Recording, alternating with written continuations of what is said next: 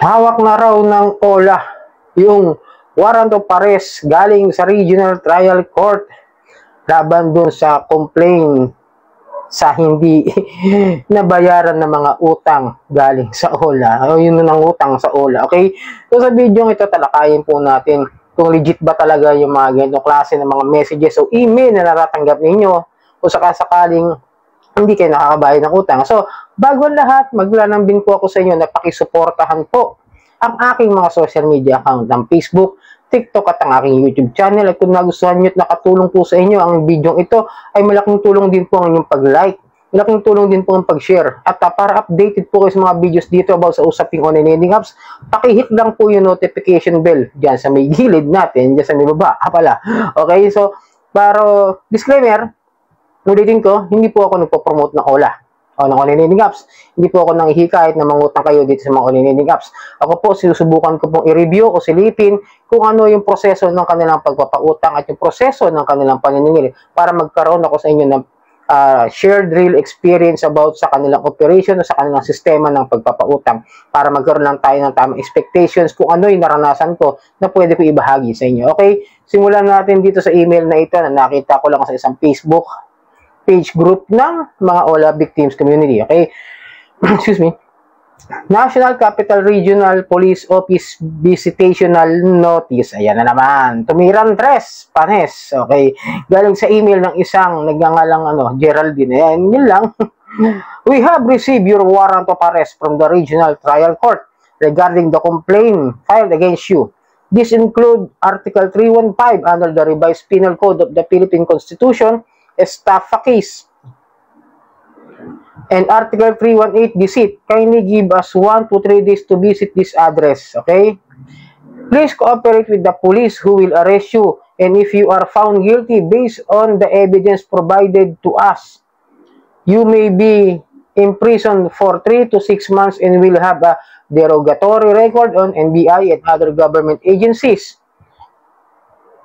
Okay. And other government clearances pala. Wala bumata. Call as soon as possible to help and guide you with this case. Thank you. Okay. Ayan na naman sila. Bumanat. Biruin mo ha. Tandaan nyo.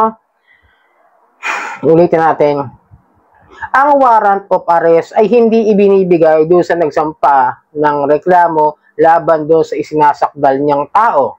Okay? Para ano yan. Kahit criminal na yan, yan pwedeng ibigay doon sa... Kunwari ako. Ako yung nagreklamo. Hindi pwedeng ibigay sa akin ng Regional Trial Court yung warrant of arrest doon sa tao. Hindi pwedeng ipakita yan basta-basta. Hindi yan pwedeng ipaalam doon sa nagreklamo kung kailan nila yan huhulihin at kung kailan bababaan sa warrant of arrest. Okay, ulitin ko lang ha. Yun po yung pagkakaintindi ko. Kasi biglaan yan ika nga i-surprise. Ako naranasan ko na yung search warrant na ibinaba, no? Dahil meron ako pinapasukang company noon na hindi naman siya illegal. Kulang lang siya sa mga dokumento, may kulang siya sa DTI, may kulang siya sa parang mga sticker na kailangan, medyo may mali lang doon sa mga resibong ibinibigay nila. Yun lang po. Tapos may nagreklamo doon sa company pinapasukan ko. Then after that, biglaan, nagulat ako, I was shocked kasi ako'y nasa pinto. Ako'y nasa bungad ng oras na yon dahil ako'y may inaayos doon sa kumpanya pinapasukan ko. Biglang, walang gagalaw, edi surprise, ayan. Si Lespo, nakaharap na sa akin, huwag gagalaw, Brad. Search warrant lang ito, huwag ka mag-alala. May hahalugugin lang daw sila. Pero siyempre, dadamputin kami. Dahil sa pag-iimbestiga na kailangan nilang gawin dyan. Okay?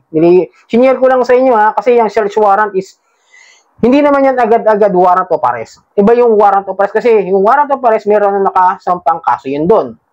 Ito, galing sa regional court dahil nga may nagsampa raw at kung si OLA yung nagsampa, sasampahan doon ng 315, estafa case at saka deceit sa 318. Okay? Ngayon kasi ang usaping utang, uulitin ko, kasi online lending apps yan, papasok muna yan sa civil case. Kailangan patunayan muna ni online lending apps na meron talagang ginawang deceit o panloloko yung isang borrower bago mapatunayan ng estafa. Kasi sa totoo lang, ang hirap po madali mag-file ng kaso. Pero mahirap patunayan kapag umakyat na sa korte kung talaga bang estafa yung ginawa ng isang tao. Kunwari, yung mga pagkataon lang na maring hindi lang hindi lang siguro tama, maaring hindi lang nagkataon doon sa senaryo at sa sitwasyon ng tao. Kunwari, lumipat siya nang hindi niya sinasadya. Tapos nagpunta roon si collector at hindi niya natsepuhan doon. Pero nakakausap naman niya o na-text naman niya yung borrower. So, walang kaso. Kung bigla ang umalis, ganoon lang po. Pero kung sa simula pa lang sinadya ninyo na gumamit kayo ng fake IDs, fake informations, para lang makapag-loan, okay, ulitin ko, yun po yung mga talagang papasok ang estapa. Pero tandaan ninyo, mahirap din po kasi yan mahirap patunayan din sa korte. Kaya hindi porke basta-basta yan, kailangan patunayan. Pero kung talagang sa utang lamang, kasi mostly lending companies, financing companies, o lending apps, lagi papasok muna sa civil case. Kasi unang-una, kalokohan na magsampa ng kaso. Yung mga yung mga online lending apps, no? Ito lang kasi, medyo may katotohanan na tapos maraming nangyayaring realidad. Hindi basta-basta nakakapag-file. Kaya nga sa small claims, di sila makapag-file basta-basta, no? Meron ako mga lending companies, ulitin ko, ibabalik ko sa inyo, share ko sa inyo dyan, na kahit 2 years na yung utang ko, umabot ng 2 years mahigit, dahil naabutan din ng pandemic ayon sa iyon, hindi naman sila nagsampa ng kaso sa akin, kahit sa small claims. Kahit na 10,000 mahigit yung utang ko ron, ang ginawa lang talaga nila is binenta na lang yung account ko sa ibang mga collection agents, sa ibang collection firm na pwedeng ibenta at kung magkano man yung makukuha nila, yun babayaran ko at sila na yung mahabol. Ganun lang po yung pwede nilang at madalas nilang gawin. Ang ibenta yung account natin sa ibang mga collection. Pero kung magsasampa sila ng kaso, ng estapa, ulitin ko, sila nga yung hinahanap ng otoridad dahil sa mga ginagawa nilang paglabag diyan sa mga unfair debt collection practices. Di ba? Madalas, kontakin yung hindi naman contact reference. Kunin lahat. O, actually, kasama nga sila sa 12 scams this Christmas, no? Yung 12 kinds of scam ngayong Kapaskuhan, yung loan scam, number 10 yata yan, if I, tama ba yung pagkakarinig ko doon sa balita noong nakaraan, no? Kaya sabi ko sa inyo, kung mayroon man silang gagawin dyan, yung kabalbalan lang. Yung talagang paglabag lang doon sa karapatan ng tao yung gagawin nila. Hindi nila magagawa, hindi nila talagang magawa, mag-file ng kasong small claims. Di nga nila, tapos magsasampa pa sila ng kasong estapa. Magpapile sila sa PNP, sa NBI, sa PAOK. Yun ba yan? Parang sila yung may ginagawa. Kasi nga, sa una pa lang, ulitin ko ha, karamihan dyan sa mga OLA na yan, yung nire-research ko, iniimbestigahan ko, yung mga address ng mga yan, hindi yan mismo ginagamit nila. Pang-front lang kadalasan dyan. Okay? O, di ba? Example, si Easy Pesos, saan na raid? Pasig, saan yung address? Taguig, di ba? Doon pa lang, paano sila magpapile ng kaso doon sa borrower na hindi nakapagbayad, kung sila mismo, hindi tama yung kanilang mga binibigay ng impormasyon at dokumento doon sa SEC. Pero hindi ko naman sinasabing takasan nyo na lang yung utang nyo. O kung sabihin natin, nahihirapan kayo magbayad ngayon dahil sa dami ng naging utang ninyo.